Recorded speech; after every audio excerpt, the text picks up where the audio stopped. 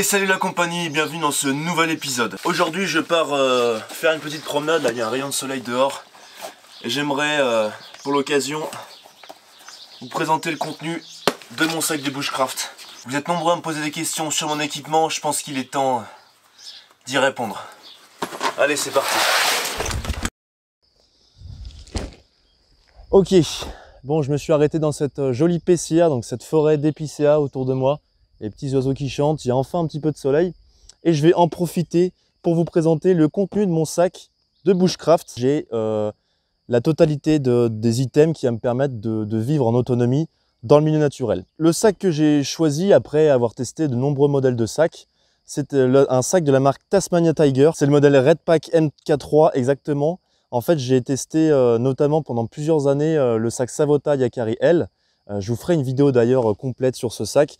J'ai été un petit peu déçu de certaines de ses caractéristiques, donc je suis passé sur ce sac-là de chez Tasmania qui me convient beaucoup plus personnellement. Il est beaucoup plus confortable, beaucoup plus pratique, parfait pour la pratique du bushcraft sur plusieurs jours. Alors il a une contenance d'environ 50 litres, donc on a plein de passes en molle qui sont cousus tout autour du sac. C'est ce qui peut nous permettre de rajouter des sacoches et d'augmenter le volume d'emport. Alors au niveau du poids, ça reste très important. Je suis sur 15 kg. C'est un poids qui me convient bien, faut pas plus. Mais en vue de ma condition physique et de mon gabarit, c'est nickel. Au-dessus, ça peut, en fait, quand on a un sac trop lourd, ça peut nous mettre en danger sur le terrain. On évolue sur un terrain potentiellement assez dangereux. Voilà, il y a des branches, il y a des cailloux un petit peu partout, il y a de la pente. Donc si on a un sac lourd, on va se déséquilibrer et potentiellement se blesser. On peut commencer à voir ce qu'il y a accroché sur la ceinture ventrale du sac. Alors au niveau du côté gauche, j'ai une petite poche là, une poche fond de sac, une poche débarras qui est en fait mon kit de survie ou EDC pour le milieu naturel. Je vais pouvoir la détacher facilement aussi dans le cas où je veux me séparer de mon sac et je veux par exemple explorer les alentours en mode léger. Donc du coup je prends que cette poche.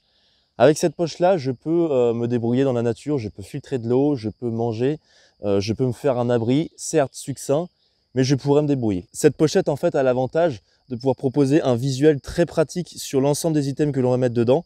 Alors, assez rapidement, hein, j'ai donc un stylo fluo qui va me permettre d'écrire sur les cartes, par exemple, un marqueur. J'ai ici un bouffadou télescopique, ça va me permettre de souffler sans trop me mettre la tête dans le feu et me prendre toute la fumée, c'est jamais agréable. J'ai également à l'intérieur une boussole, un petit kit de pêche avec du fil et 2-3 hameçons. J'ai ici des boules caisses quand on part à plusieurs ou quand on a un sommeil un peu léger, ça peut être utile. J'ai 2 mètres de ficelle, un petit kit de réparage ici, qui contient des aiguilles, du fil, etc. C'est très pratique en fait lorsque l'on va partir plusieurs jours en milieu naturel. Potentiellement notre sac va pouvoir craquer à certains endroits, nos vêtements vont pouvoir craquer, donc on va pouvoir réparer tout ça. Voilà, c'est un petit peu près tout ce que j'ai, mais c'est un petit peu mon fond de sac que je porte du coup au niveau de la hanche en accès facile. J'ai ici accroché avec un mousqueton ma paire de gants. Alors c'est une paire de gants basique en cuir qui va me permettre en fait de me protéger les mains des écorchures, etc. Vous savez que les mains, c'est votre outil, hein. J'en porte souvent 3-4 petits mousquetons comme ça. Ce sont des mousquetons en plastique, très légers, peu chers. Et souvent lorsque je suis sur zone, sur camp, je vais mettre ça à ma ceinture ou à mes passants de pantalon. Et ça me permet d'avoir tous mes articles, ma scie, mon couteau, mes gants à proximité et pas avoir mes poches encombrées. Sur les 2 latérales de mon sac, on peut retrouver 2 gourdes dans des passants. Ici, j'ai une gourde en inox, donc ça c'est une gourde de la marque Clean Canteen. L'inox va permettre d'aller au feu, de faire bouillir notre eau au feu directement. Donc ça va être sympa si je veux purifier de l'eau par exemple, ou si je veux me constituer une bouillotte par temps frais. Là en l'occurrence, on va rentrer dans l'été, donc j'en aurai plus trop besoin. Et ici, une algène, donc une gourde plutôt ici plastique, une algène d'une contenance d'1,5 litre avec une graduation. Puis toujours la algène, ce qui est pas mal, c'est qu'il a un grand goulot, donc du coup ça va être très pratique pour la remplir, pour cuisiner et tout. Moi j'aime bien. Donc voilà, donc en gros je pars sur le terrain avec 2,5 litres d'eau et ça me suffit pour faire ma cuisine. Et pour boire, je vais avoir un système de purification. Donc ça va être ma petite paille ici, Sawyer. Voilà, donc vous voyez que c'est tout petit. Et ça va me permettre de filtrer et de purifier, on va dire en gros, mon eau. C'est-à-dire que je ne vais pas pouvoir purifier à 100% l'eau, mais ça me permet d'enlever les agents pathogènes, les grosses particules, etc. Ça ne va pas filtrer les virus, mais si l'eau est douteuse, je vais pouvoir ajouter une étape d'ébullition qui là neutralisera l'ensemble des virus et puis le reste des agents pathogènes que ce filtre n'a pas pu filtrer. Il faut avoir une flasque plastique. Ici on a une flasque, je crois, de 800 ml. On peut continuer sur cette poche. J'ai tout mon kit hygiène.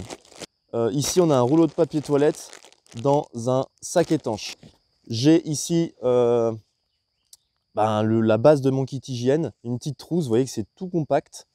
Et celle-ci va être constituée de quelques éléments, c'est-à-dire ici, ça va être une brosse à cheveux avec un miroir. J'ai ici du savon d'Alep. Le savon d'Alep va avoir une particularité, c'est que déjà c'est biodégradable. Donc vous allez avoir un très très faible impact sur l'environnement. Et également, vous allez pouvoir vous laver, nettoyer vos cheveux, vous brosser les dents avec, ça va être utilisé en tant que dentifrice. Et vous allez pouvoir également laver vos vêtements. Dernièrement, j'ai une brosse à dents. Alors cette poche est un peu plus pleine. Ça va être tout ce qui va être outils et ce qui va me permettre de constituer, de m'aider à constituer un abri. Donc directement, j'ai mon cordage. Donc j'ai diverses cordes qui sont vraiment de la dimension que j'ai besoin pour faire de multiples abris. Avec déjà les nœuds qui sont dessus. Je parle de nœuds de Procyc ou d'autres nœuds qui sont déjà sur corde, enfin déjà faits. Comme ça, si je suis pris par une tempête ou autre, je n'ai plus qu'à sortir ces bouts de cordelette et à monter mon campement et m'abriter. Bien sûr, on peut réaliser des sardines pour faire son abri sur zone avec du bois, mais quand on est vraiment pressé, c'est jamais trop le moment de passer du temps à couper du bois et à faire ses sardines. Voilà, ça coûte rien pour moi d'amener 4-5 sardines toutes légères comme ça. Au moins, je peux faire mon abri rapidement. Juste en dessous, j'ai mon couteau de camp. C'est un couteau qui est fait par un coutelier turc. Un grand merci à toi d'ailleurs si tu regardes la vidéo et je pense que tu le feras. Un couteau de grande qualité. Donc voilà, on est sur un couteau plate semelle de bushcraft avec une émouture scandinave. Alors là, une lame de 10 cm, c'est bien parfois d'avoir plus. Pour l'été, ça suffira. On n'a pas besoin de faire des feux avec d'énormes sections en fait. Voilà, donc je vous laisserai comme l'ensemble des items qu'il y a dans ce sac, la référence en description, comme ça si vous êtes intéressé, vous pourrez aller voir le travail par exemple de ce coutelier ou l'ensemble des items que je vous montre dans cette vidéo. Ici, une scie, c'est le modèle Gameboy de chez Silky. Le modèle Gameboy, c'est pour moi le modèle le plus polyvalent entre légèreté et efficacité. En gros là, c'est vraiment entre ce couteau de camp et ma scie, ce sont les deux seuls gros outils que j'ai dans mon sac. Pour faire du feu du moins, pour couper du bois, pour faire des grosses œuvres. Parce que la scie va déjà être beaucoup plus silencieuse. On va pouvoir couper du bois sans être repéré. Vous savez qu'avec la hache, on tape, ça fait du bruit à plusieurs kilomètres. Bon, juste en dessous, j'ai tout mon kit feu. Donc, j'ai juste ici ma bourse que j'ai réalisée, dans laquelle j'ai diverses choses qui me permettront d'allumer mon feu. Donc, beaucoup d'amadou, d'écorce de bouleau, du champignon amadouvier ici que j'ai séché. On a également du Daldenia concentrica, un autre champignon qui est même plus efficace que le champignon amadouvier. J'ai un peu de résine de pin, des petits allume-feu ici artificiels. J'ai du silex également, avec de la marque Acite et un briquet silex. Ici, j'ai ma petite boîte à coton carbonisé. Alors, eh bien maintenant, on va parler encore d'items qui s'attrapent assez rapidement, qui sont dans des zones où on peut les prendre assez aisément. Donc tout ce qui va être sur le rabat supérieur du sac. Je retourne pour que vous voyez mieux. Directement, j'ai ici mon trauma kit. Donc le trauma kit, j'ai déjà fait une vidéo dessus. Je vous la mettrai en description si vous voulez. Le trauma kit va permettre de gérer des plaies assez graves ait des hémorragies sur le terrain. Vous voyez qu'on utilise des scies en bushcraft, des couteaux de camp, des haches potentiellement. Donc on peut très vite se blesser et on risque très vite une hémorragie. J'ai mes fameuses jumelles Nikula, c'est des 8x22. Elles sont assez compactes, elles me permettent d'observer la faune et la flore, enfin surtout la faune du coup du moins. Mais voilà, je suis un passionné de nature, de faune sauvage, donc ça me permet un petit peu d'observer l'environnement qui m'entoure. Pareil, une frontale. Alors là, c'est une frontale que je teste depuis un certain temps. La frontale de chez Armitech, le modèle Wizard C2 Pro.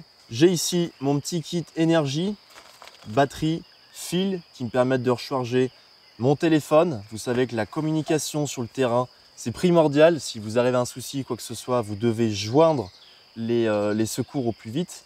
Donc, il faut que votre portable garde de la batterie. Un petit harmonica.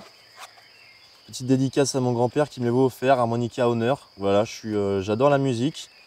Donc des fois, quand je veux chanter un petit air, enfin jouer un petit air en forêt, ça peut être cool. C'est pas un indispensable, mais voilà, c'est mon plaisir.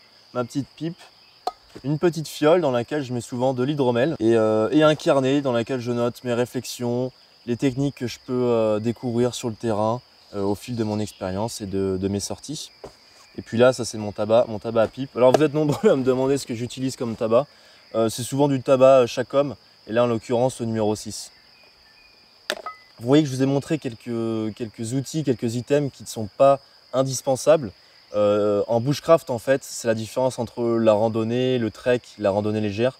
C'est qu'on se permet d'emporter des outils ou des choses pour le plaisir, en fait. C'est des outils plaisir. Voilà, et c'est ça qui est sympa dans cette pratique-là. En dessous du rabat, il y a une petite poche qui est faite pour. C'est la poche où je mets mon kit bobologie. Dans un ziploc, ici, j'ai l'ensemble des choses qui peuvent me permettre de soigner les petites plaies, les plaies bénignes, mes problèmes personnels, je sais pas, si j'ai un tic, etc. Voilà. Ça me servira à ça. C'est un kit qui est totalement différent du trauma kit. Moi, en tant que secouriste, j'ai été formé, donc j'ai de quoi aussi venir en aide à des personnes que je vais accompagner, des personnes que je vais encadrer dans mes stages. C'est pour ça que j'ai quand même des kits assez conséquents. Allez, maintenant on va passer au contenant principal du sac. Hop. Alors tout de suite, quand je l'ouvre, je vais avoir les choses qui vont m'être utiles le plus souvent et le plus urgemment. Qu'est-ce qui peut m'arriver sur le terrain? Je me prends une grosse pluie dans la tronche, je dois me protéger. Donc pour ça, j'ai un poncho. Je vais pouvoir mettre le poncho sur moi, ça me protéger moi et mon sac. Le poncho, je l'utilise aussi en tant que footprint pour faire un sol de bivouac en fait et mettre mon tapis et puis ensuite réaliser mon couchage dessus. Ça me protège de l'humidité du sol l'été seulement. L'hiver, je vais avoir plus une all-weather blanket, une couverture de survie lourde. Après, j'ai ici mon tarp. Alors ça, c'est le tarp de chez Soloniac. Un tarp 3x3, c'est ce qui va être le plus polyvalent, qui va proposer un espace assez conséquent. Je ne sais pas si vous connaissez la règle bien connue dans la survie, la règle des 3, mais elle dit que si vous restez plus de 3 heures non protégé dans un environnement hostile, eh bien vous pouvez par exemple tomber en hypothermie, en tout cas vous allez être en danger. Alors pour ça, j'ai un pull en laine. Juste ici, je vais avoir mon kit sculpture qui va me permettre de bricoler dans la nature. Voilà, avec différents outils. Je vous en parle pas trop, je vais pas trop vous teaser parce que je vous ferai une vidéo spécifique sur ce kit là. Alors vous savez que dans un sac, vous devez mettre ce qui est le plus lourd au fond et contre votre dos au maximum afin que vous n'ayez pas une trop grosse force d'inertie et que ça vous gêne pas trop, que ça vous emporte pas trop à l'arrière. Donc moi j'ai ma nourriture dans le milieu parce que c'est ce qui pèse souvent le plus lourd.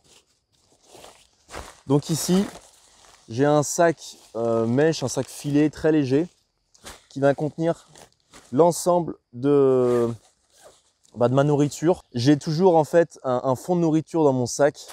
Donc souvent ça va être de la semoule. La semoule ça se conserve, c'est assez léger et puis c'est assez nourrissant.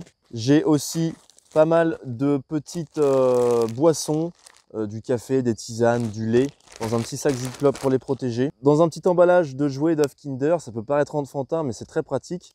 J'ai des bouillons pour me faire des soupes de plantes sauvages ou autres.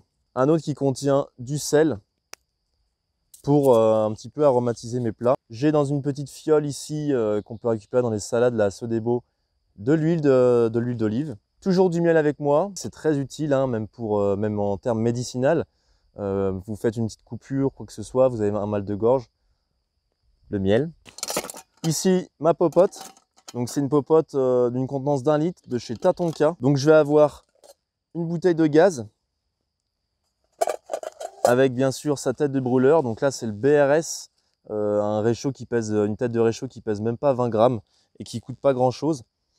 Et j'ai un support pour maintenir ma bouteille de gaz. Pourquoi je prends un réchaud? Vous pouvez prendre aussi bien un réchaud à gaz qu'un réchaud à bois ou un brûleur à l'alcool. Simplement, vous savez encore une fois que vous ne pouvez pas allumer des feux partout. Il y a des risques d'incendie, surtout l'été. Donc prenez toujours de quoi chauffer vos plats. Ici, j'ai une petite tasse Folda Cup qui m'avait été envoyée par Azimut. C'est une tasse qui se déplie, légère. Une petite éponge. Et on en a fini. Et là, dernièrement, on retrouve, eh bien, c'est logique, en fond de sac, en dernier, mes vêtements de nuit. Donc je vais avoir une paire de chaussettes de rechange, un collant thermique, un cache-cou, un deuxième cache-cou et un t-shirt en laine mérinos, en fait un t-shirt de rechange. Tout ça dans un sac étanche, comme ça si je me prends la pluie, même si votre sac est étanche, avec plusieurs heures de pluie, ça va s'infiltrer, notamment par les bretelles du sac, et ça va tout tremper. Le gros bébé, j'ai nommé le sac de couchage. Alors moi j'emporte pour une utilisation bushcraft, on va dire pour presque toute l'année, sauf vraiment juillet, août quand il fait vraiment chaud et qu'il fait 15 degrés la nuit. Le Défense 4, j'ai déjà fait une vidéo complète dessus et je le stocke dans un sac étanche qui possède une valve. Ça me permet de chasser l'air et de le compacter au maximum. Alors j'ai pas de drap de sac. Beaucoup vont vous conseiller de drap de sac, seulement pour moi c'est pas utile, ça rajoute du poids. Et seulement, eh bien, vous avez pu constater tout à l'heure que j'emporte en gros une tenue de nuit qui restera toujours propre. Donc je ne vais pas encrasser mon sac de couchage et le détériorer à force d'utilisation en m'insérant dedans sale, puisque eh bien, en fait ma peau sera entièrement couverte de vêtements propres, donc collants, etc. Donc elle ne sera pas au contact du sac de couchage. Ici, là, vous avez pu voir en extérieur, pour finir, un matelas accordéon en mousse. C'est le Nemo Switchback, un matelas très très bien conçu pour le bushcraft, qui reste assez confortable. Et l'avantage de ce type de matelas, c'est que c'est confortable en fait, mais aussi pratique, parce que vous pouvez vous asseoir dessus, faire votre petit feu, etc., cuisiner. Vous pouvez voir ici que j'ai 2 petits tendeurs accrochés dans les passes en molle. Eux vont m'aider, en plus des sardines et des cordages, à pouvoir me constituer différents types d'abris selon ce que je peux trouver sur le terrain, selon comment est fait le terrain.